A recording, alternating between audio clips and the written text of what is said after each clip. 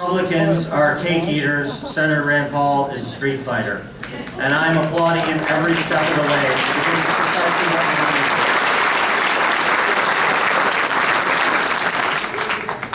I have asked Senator Rand Paul, and he's allowed me that if by acclamation it would be okay if he announced his intentions for 2016. So if you could say if it's okay if he makes national news here at the Lincoln Day dinner, is that okay?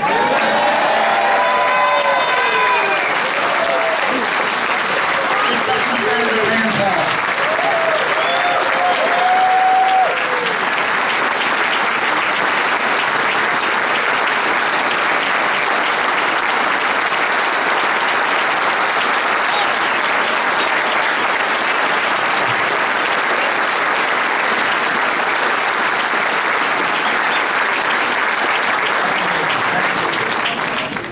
Leave it to a right-wing radio talk show host to really get you inflamed. Now, I didn't say terminated, Dan. I said I would have relieved her of her post. Now, I'm glad to see that we had prayer to begin with. You can do it as long as you don't do it in the school, so be careful where you're praying. You can pray in the Senate. We pray every day. We have a prayer to begin this day. In fact, there was a famous chaplain back in right around the turn of the last century named Edward Hale, and he was asked, "Do you pray for the Senate?" He said, "I've met the senators, and frankly, I pray for the people." There's some truth to that. There's definitely some truth to that. Now, some people think this is all, just so much fun campaigning, but sometimes it's not. We'd rather be, home with our family or home with our kids. And I'm not saying y'all aren't great, but sometimes we miss things by being out on the road. When I was campaigning, I sometimes ran into some strange occurrences, to say the least. One day I'm campaigning in Litchfield, Kentucky. This is after campaigning for about a year, and a woman comes up to me, and she grabs me by the hair and said, "Oh, I just wanted to see if it was a toupee or not." I said, "Hey lady, I'm just having a bad hair day. Give me a break." So I thought I was done with that, and I thought, people, they're still not wondering if I'm wearing a toupee, are they? So I go to Israel about a month ago, and I'm at the West Wall praying, and it's a truly an emotional thing. And I've got a yarmulke on, and I don't always read the comments. So if you write nasty comments about me, I won't always read them. But I did read the comments in the newspaper. There's a story, and then what's the first comment?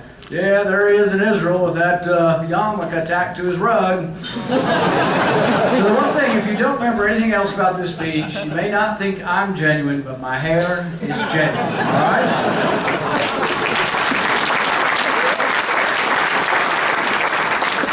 We eat 3 times a week with the Republican caucus. Sometimes it's kind of an echo chamber. It's all the Republican senators, and unfortunately there's 2 less than there was last year. So there's 45 of us, and we eat in a small room. We get to know each other pretty well. Sometimes it's an echo chamber. If you're in there saying, "I'm for the Second Amendment," you're getting slapped on the back and everybody loves you. But go down the list a little bit, it's not always such a consensus. So once you get to the Fourth Amendment, you're not getting everybody. If you think they ought to have a warrant before they take your papers, or if you think they ought to have a warrant before they look at your visa bill, most of you probably do not realize this. For about 40 years now, your visa bill is open pickings for anybody that wants to look at it because it's held by a third party. We gave up on the Fourth Amendment once we gave our bank records, and I think that's wrong.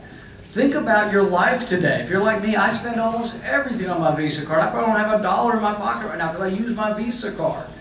But everything's on it. You can tell whether I go to a doctor, whether I see a psychiatrist, which I don't yet. You can tell whether I drink, which I haven't yet this evening, so you're safe there. You can tell whether I gamble, what magazines I read, who I associate with, all by looking at my Visa bill. For goodness sake, shouldn't you have to accuse me of a crime before looking at my Visa bill?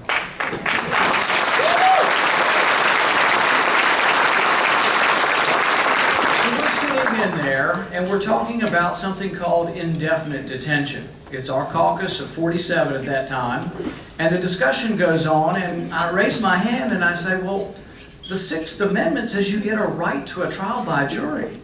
We give it to the most despicable people in our country. If tonight you leave here or you find or someone is accused in Chicago of something horrible that we all want to punish them for, murder, rape, armed robbery, killing, we give them a trial and a jury. It's something to assess guilt. It's important to us. It's been going on since about the year 725 AD out of English common history, jury trials. So it came forward that they had this thing called the Defense Authorization Bill, and it said that you could indefinitely detain specifically an American citizen with an accusation. So on the floor, I said to my friend, and he is my friend, we don't always agree, but I consider him to be a friend, to Senator McCain, I said, does this mean you could send an American citizen to Guantanamo Bay with no trial, ever, just by an accusation? He says, yes, if they're dangerous. The problem is that's what a jury is for. That's what an accusation is for. We fought the Revolutionary War because we didn't like the king applying general warrants. A general warrant was a warrant that didn't have anybody's name on it. They just went into anybody's house. These are the Fifth, the Sixth, the Third, all these amendments. It's not just about the Second Amendment. But why I'm so proud of this day is I was by myself. Those who agreed said nothing. And those who disagreed often were very vocal, but one senator stood up and supported me, and that was Senator Mark Kirk. And I didn't know him very well at the time.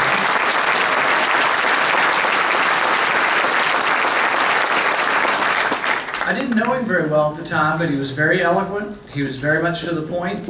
He actually lifted his copy of the Constitution and went and read through it. So we can't be so fearful of people. I hate terrorists as much as anybody. I'm all for killing them in the battlefield, killing them around the world if they want to attack us. And yet, we can't just say that we're going to let drones drop on Americans in this country.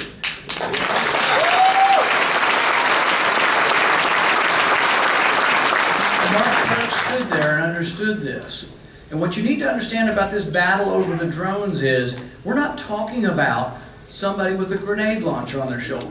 If you are attacking anyone, lethal force can always be used against you around the world, any battlefield, and in the U.S. But it wouldn't be the military, it wouldn't be the CIA in the U.S., it would be the FBI and the police, and it is different, it's important. We've had rules for 150 years. The military does not operate in the United States. Neither does the CIA. And you have to understand that some of these people being killed by drones are being killed in their house, or walking along the pavement, or in a cafeteria. I mean, I've said a lot of bad things about big government. I don't want them coming to my house with a drone. But the thing is that this is an important concept. So we're fighting this over the Brennan nomination right now. I won't be able to stop him forever, but I am fighting in the committee, and it's an interesting coalition. I have people on the left, Ron Wyden, who I consider to be a good liberal. And then I have people on the right as well supporting me. And we have a coalition right now stopping his nomination. We cannot beat him. We cannot defeat him forever. But we're asking the White House, will you at least acknowledge the law? I mean, this is such a simple answer, no, that I can't believe that they won't do it. But when Brennan was asked about this, about the drone strikes, he says there is no geographic limitation. So your obvious question is, does that mean the U.S. border doesn't stop you? Does that mean you're going to bomb somebody at a cafe in Houston? You're not going to go pick them up and arrest them? I mean, we can have bad people in our country, but we should arrest them. We can't just kill people without having any kind of process. And he says no geographic limitation. He did say, oh, it has to be an imminent threat, but it doesn't have to be immediate. Now, only a bunch of lawyers could say imminent is not immediate. So the president finally has to respond. He's out at Google campus a couple weeks ago, and the president finally has to respond. They asked him a direct question. Mr. President, can you strike with a drone and kill an American citizen at home? And he says, well, we haven't so far. That's not that encouraging. And he says, well, we have no intention to. Well, that's like saying, I haven't broken the Second Amendment yet, and I have no intention to. Well, I mean, can't it be a little bit stronger? I will not break the Constitution. I will not kill Americans without trial.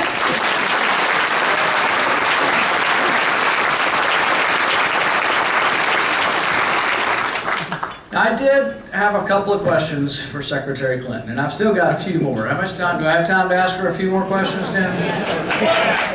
Well, my first question, here's the first question. Where in the hell were the Marines? You know what her response is? Oh, the Marines are only there to protect the paper. I said, I met Marines. Marines aren't there just to protect paper. But apparently that's the State Department official policy. Marines are not there to protect the people. They're there to protect the paper. And I said, well, isn't there a difference between the embassy in Libya or the consulate in Benghazi and the embassy in Paris? Aren't they a little bit different? Maybe the rules shouldn't be the same? She said, well, you know, I just don't have time to read all my cables. I get 1 million cables a year. And I said, well, you know, I don't expect you to read every cable from Estonia or Bulgaria, but from Libya, yes, I do expect you to have time to read every cable. And when they ask you repeatedly for more security, it is inexcusable that you didn't help those people.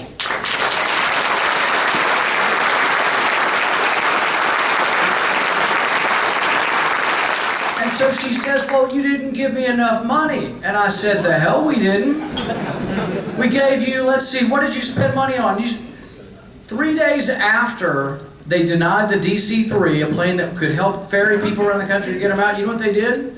She approved $100,000 for an electrical charging station for the ambassador in Vienna, because he wants to show off to his buddies in Western Europe how much he believes in climate change, and he's got electric volt. Oh, you also paid for that. The car subsidized $250,000 per car, but we had to put a special charging station in for him because they didn't have that. $100,000 for that. 3 days after they denied the request for security help. So the summer goes on, and they say they don't have enough money. They spent $300,000 on dog kennels in Iraq. They spent another $100,000 on, and no personal disrespect to our Indian American supporters, to send Indian American comedians to India to promote our culture. That I don't see as a real, primary function of our State Department. So then we get to the middle of August and they send a plea, keep the security team in place. We've got to have help. No answer. We didn't send them any help. And so when she says, oh, and her defenders say, well, you're being unfair to her. Does anybody remember Mogadishu? Anybody remember Black Hawk Down? Yeah. You know what happened to Les Aspin? He was the Secretary of Defense, and the request came for months and months in advance that we need more armored personnel. We need more this, we need more that. He didn't do anything. He didn't get them any of the things they requested. You know what happened to him? He was forced to resign. And that's exactly what Hillary Clinton should have done.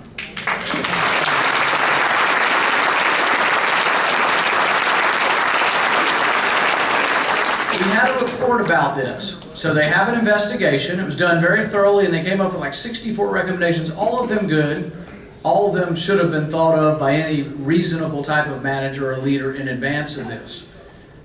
But they come back and they missed one thing completely. I don't think the embassy in Libya is the same as the embassy in Paris. I think that there's no way you should have an embassy in Libya, or probably Somalia, or probably Yemen, or probably a half a dozen other countries, unless it's under the military control. We had an embassy in Baghdad, and it's been under military control. It may have finally transformed, but for years and years, generals and colonels and people who knew how to set up a perimeter did it. We can't send people into harm's way and just say, oh, you know who your protection is? The February 17th militia? You know what they did? First shots rang out, they ran the other way. There was nobody there. In fact, one of them was on the phone, they think may have been informing the other people it's a good time to attack. It's not, when Hillary Clinton travels the world, she doesn't travel with the February 17th militia guarding her. So we have to do a better job than that. Now, you've heard a lot about this sequester, and the president lines up a bunch of policemen and firemen behind him and says they're all going to lose their job. Can someone bring him back to a civics class and instructing that 98% of their salaries, and it really should be 100%, but 98% of their salaries are put up with your local taxes. If you need more firemen out here, I'm all for fire protection. If you need more, you will have to pay a little more in your taxes, but we can't just print up the money in Washington. But he's being dishonest to say they're going to lose their jobs. They're not going to lose their jobs. Even your teachers. We have a lot of federal involvement in school. 95% of all education is still funded by your local taxes. It's scaremongering, it's inexcusable, and it shows signs that he doesn't really know how to lead this country.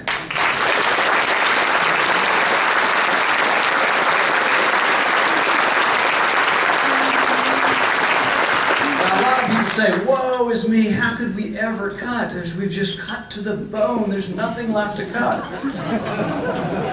We haven't even started. Just not rehiring the people who retire. There's somewhere between 60 and 100,000 people who retire each year from the federal government. That's $6.5 billion a year. I gave the president this suggestion. You know when he took it? 2 days ago. When did we vote on the sequester? A year and a half ago. So he's just not doing his job.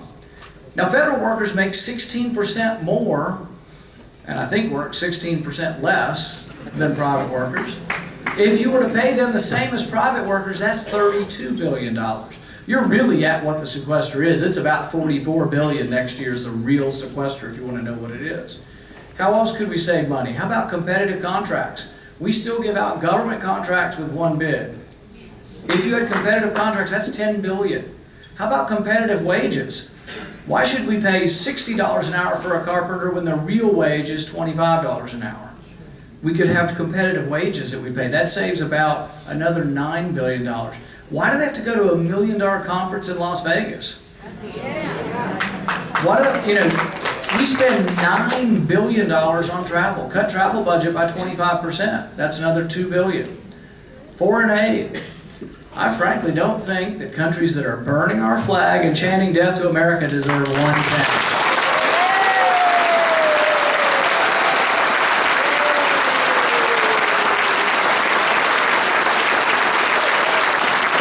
I asked Secretary Kerry this when he came up for nomination. I said, look, you know, is Pakistan our friend or not our friend? We've given them $7.5 billion. The doctor over there, Shaquille Afridi, who helped us to get bin Laden, is in jail for the rest of his life. I said, will you at the very least make their aid contingent upon freeing Dr. Afridi? And he said no. He said he would give him sternly worded, request to release him. They're not going to do that. They only understand the purse strings. And it's foolish of us to give money to a country that disrespects us like that.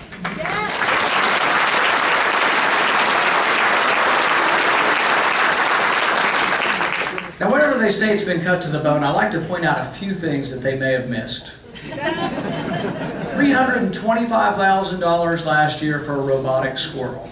Now you would ask, why would you need a robotic squirrel?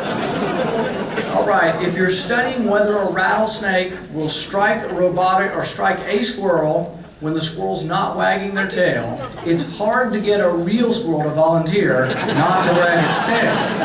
But fear not, your money has developed a robotic squirrel, and I can tell you with surety, the answer is, yes indeed, the rattlesnake will strike the squirrel that's not wagging its tail. $325,000. $100,000 for the albino squirrel park. My question is, how do you get the albino squirrels to stay in the park? And I like albino squirrels. I think they're good luck. We have them in my neighborhood, but it's like, we have to have a special park for them. They're in my trees in my backyard. Turtle tunnels. $3 million for turtle tunnels. Now, what is a turtle tunnel? You probably know about set-asides for things. Set-asides for road construction. 10% of all road construction can go into beautification. So one of the beautifications they did in Florida, turtle tunnels. Now, I still can't figure this one out either. So there's a sign telling the squirrel to go through the tunnel and not across the road. I don't know how that works. If any of you have college-age kids and they're still at home, or they're past college age and they're still at home, these government studies are perfect for you. It can be difficult to qualify. This one was, you get to go to Hawaii, you get a $5,000 stipend, and this is the clincher, you have to like food. The project was to develop a menu for Mars. In case we go to Mars, or when we go to Mars, you have to have a menu. So these college kids studied it for $500,000, and you know what they came up with? Pizza.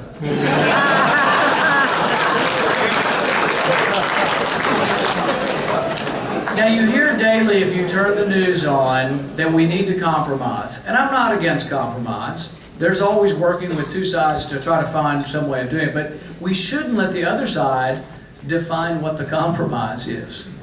So,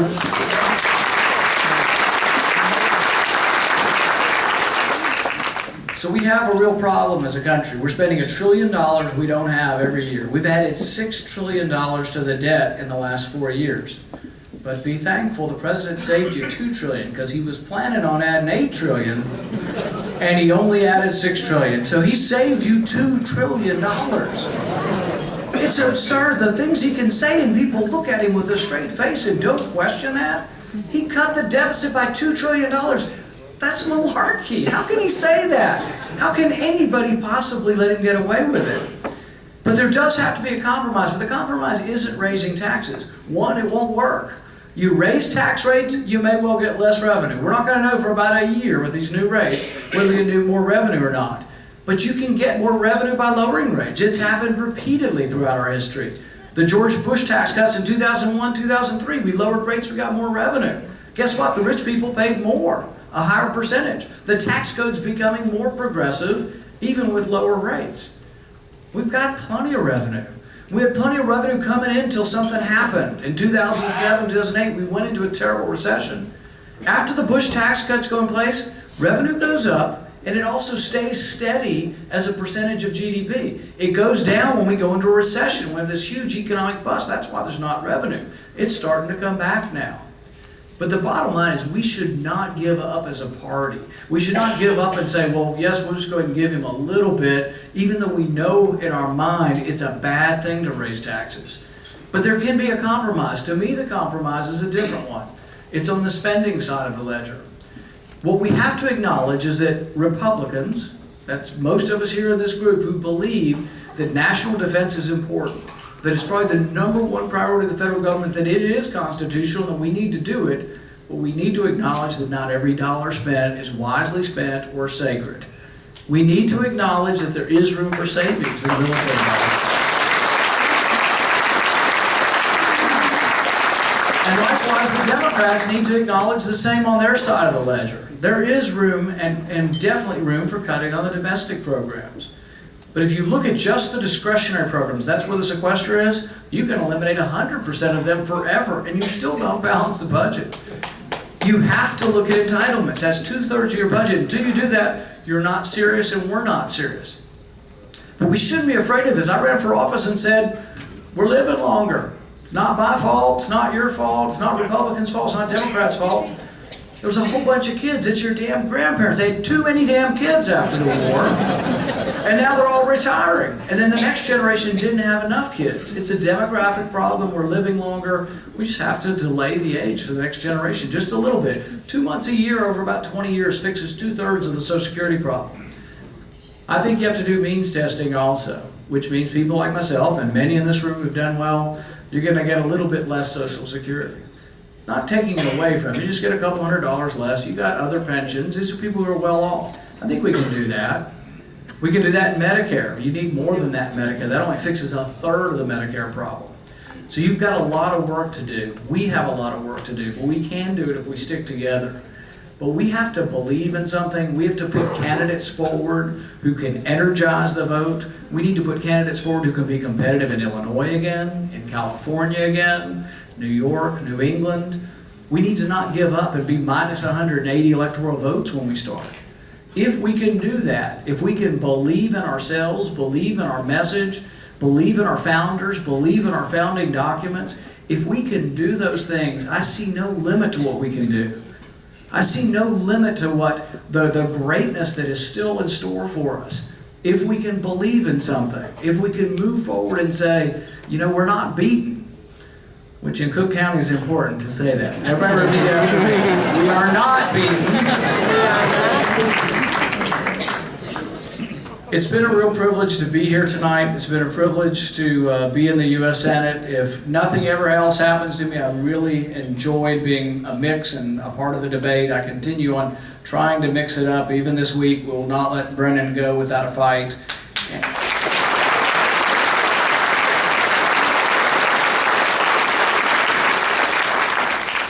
I would conclude by saying one thing, though. Until we reach out to all various groups, African American, Indian American, Asian American, Latin American, until we do that, we're shrinking and we're going to be a permanent minority party.